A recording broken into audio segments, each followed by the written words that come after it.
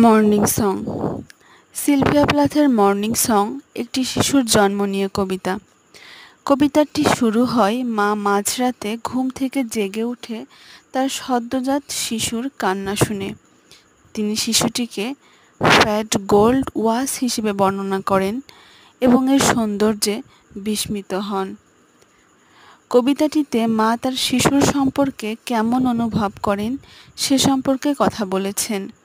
তিনি খুশি এবং বিস্মিত যে তিনি এত নিখুঁত কিছু তৈরি করেছেন। তিনি দায়িত্ব এবং ভয়ের অনুভূতিও অনুভব করেন, কারণ তিনি জানেন যে তাকে এই শিশুর যত্ন নিতে হবে। তার প্রাথমিক ভয় এবং অনিশ্চয়তা সত্ত্বেও মা ধীরে ধীরে তার সন্তানের সাথে আরও কাছাকাছি বোধ করেন। তিনি বর্ণনা করেন কিভাবে শিশুর কান্না লিটল মাউথস হয়ে যায় যা সে চুম্বন করতে পারে এবং কিভাবে শিশুর শ্বাস তার জীবনে দি বেস্ট সাউন্ডিস্ট হয়ে ওঠে। কবিতাটি শেষ হয় মা বুঝতে পেরে যে সে তার শিশুকে যে কোনো কিছুর চেয়েও বেশি ভালোবাসে। তিনি জানেন যে তিনি সবসময় তার সন্তানের সুরক্ষা এবং যত্নের জন্য সেখানে থাকবেন।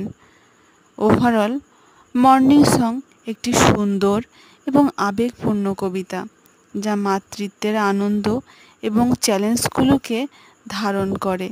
এটি দেখায় যে কিভাবে ভয় এবং অনিশ্চয়তার মধ্যেও একজন মা এবং শিশুর মধ্যে বন্ধন সময়ের সাথে সাথে আরও শক্তিশালী হতে পারে। I am no more your mother than the cloud that distills a mirror to reflect its own slow effacement at the wind's hand. This is the famous lines of this poem. The speaker, likely Sylvia Plath herself and her newborn baby, this is the character of this poem. Sitting. The poem does not specify a particular sitting but is likely set in a bedroom where the speaker looks out of window. Theme: motherhood, birth, detachment and identity. Personification: the window square is personified as white with the morning. Allusion: I am no more your mother than the cloud that distills a mirror to reflect its own soul. Rhyme scheme: the poem does not have a consistent rhyme scheme.